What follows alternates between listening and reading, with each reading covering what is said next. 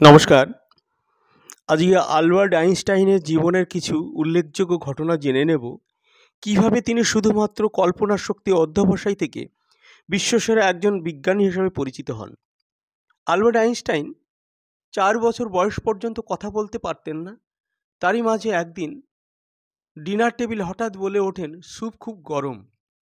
এমনকি 7 বছর বয়স পর্যন্ত পড়তেও পারতেন না। স্কুলের শিক্ষকরা ধীরগতি মানসিক প্রতিবন্ধী তকমা দিয়েছিলেন। এমনকি একবার তাকে স্কুল থেকে বের করে দেওয়া হয়েছিল। তাকে মানসিক অপরিপক্ক বলা হতো। শৈশব ও কৈশোরে তার বিভিন্ন উদ্ভট আচরণের জন্য সবাই হাসাহাসি করতেন। তিনি যখন কলেজে পড়তেন সেই সময় প্রতিটা বিষয়ে খুব বাজে রেজাল্ট করতেন। তবে সুইজারল্যান্ডের একটি কলেজে অ্যাডমিশন টেস্ট দিতে গিয়ে দেখে কলেজ কর্তৃপক্ষ যে আইনস্টাইন সায়েন্স এবং ম্যাথামেটিক্সে সর্বোচ্চ নাম্বার পেয়েছেন এবং তাকে সেই কলেজে তখন অ্যাডমিশন করে নেওয়া হয়। একটা সময় তিনি কোনো কাজ না পেয়ে বাধ্য হয়ে ইন্স্যুরেন্স কোম্পানির সেলসম্যানে কাজে যোগ দেন। 2 বছর কাজ করার পর তিনি সেখান থেকে পেটেন্ট অফিসে কাজে যোগ দেন, যেখানে নতুন ডিভাইস পেটেন্ট করার আগে পরীক্ষা করা হতো। অথচ এই মানুষটাই একটা সময় কঠোর অধ্যবসায় ও কল্পনা শক্তির মাধ্যমে বিজ্ঞানের অবদানের জন্যে নোবেল প্রাইজ পেয়েছেন। 1921 সালে তার বিষয় ছিল law of photo electric effect. E=mc² এই সূত্র ব্যবহার করে হিরোশিমা নাগাসাকিতে বোমা বিস্ফোরণ করা হয়েছিল। তারপরে তিনি দুঃখ প্রকাশ করেছিলেন তার এই আবিষ্কারের জন্য। তার অন্যতম আবিষ্কার ছিল থিওরি অফ রিলেটিভিটি। তার কিছু সাধারণ অভ্যেস ছিল, প্রবৃত্তি ছিল, যেটা সাধারণ জিনিসগুলো তিনি ভুলে যেতেন। যেমন টেলিফোনের নাম্বার চাইলে তিনি ডায়েরি খুঁজতেন। অনেক সময় তিনি বাড়ির ফেরার পথও ভুলে যেতেন।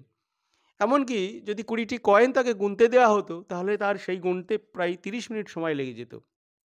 একবার তিনি ট্রেনে ভ্রমণ করছেন, হঠাৎ টিটি উঠে টিকিট চাইলেন।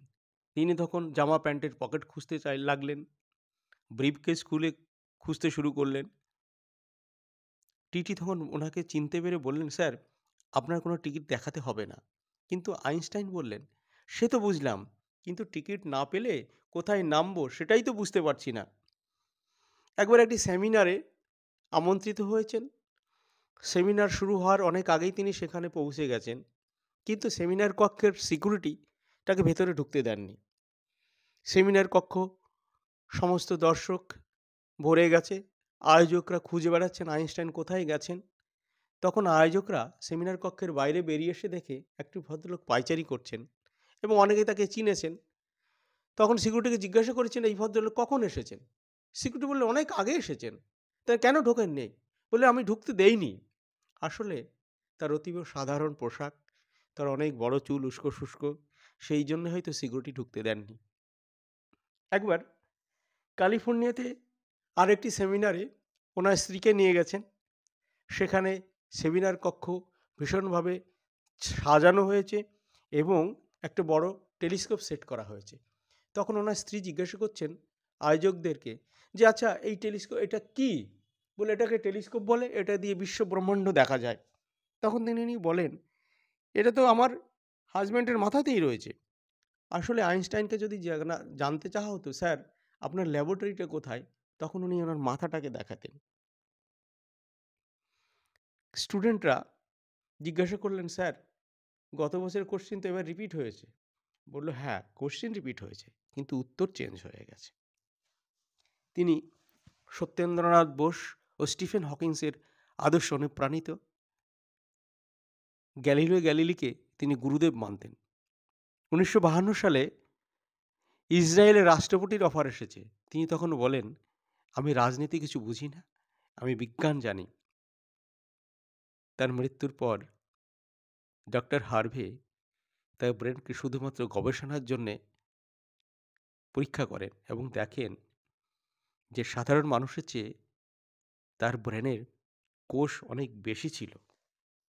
তাই হয়তো তিনি এইভাবে কল্পনা শক্তিকে বৃহৎ কাজে লাগিয়ে তিনি আমাদের বিশ্বকে এত কিছু উপহার দিয়ে গেছেন। তাই বলবো, learn from yesterday, live for today, hope for tomorrow, the important thing is not to stop question. ধন্যবাদ।